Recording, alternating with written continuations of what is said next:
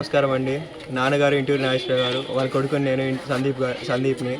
ఇక్కడున్న ప్రతి ఒక్కరికి సమస్య ఉందండి. కందుకూరు నియోజకవర్గంలో అండర్గ్రౌండ్ డ్రైనేజ్ కానివ్వండి, ట్రాఫిక్ సమస్యలు కానివ్వండి, ప్రతి గడపకి అర్థమయ్యేటట్టు ఇంటింటికి వెళ్ళి నేను చెప్తున్నానండి మీకున్న సమస్యలు. నాన్నగారు వస్తే ఏమేమి చేస్తారో.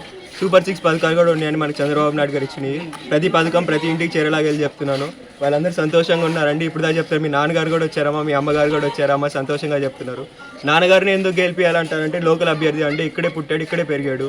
కందుకూరులోని సమస్యలన్నీ నాన్నగారికి తెలుసు. పక్కన నియోజకవర్గం నుంచి వచ్చి ఇక్కడ రాజకీయాలు చేద్దామని చూస్తున్నారు.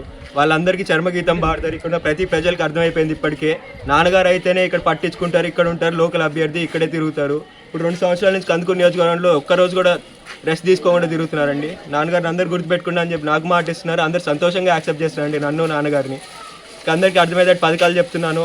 నాన్నగారిని గెలిపించుకుంటాం. మీరు అందరూ ఎందుకు వస్తున్నారమ్మా, ఎన్నిసార్లు రావద్దు, మేము ఉన్నాం కదా, మీ అందరికీ ఎందుకు భయపడుతున్నారమ్మా, నాన్నగారు ఈసారి భారీ మెజారిటీతో గెలుస్తున్నారు కందుకూరులో అని చెప్పి ప్రతి ఒక్కరు సంతోషంగా చెప్తున్నారండి.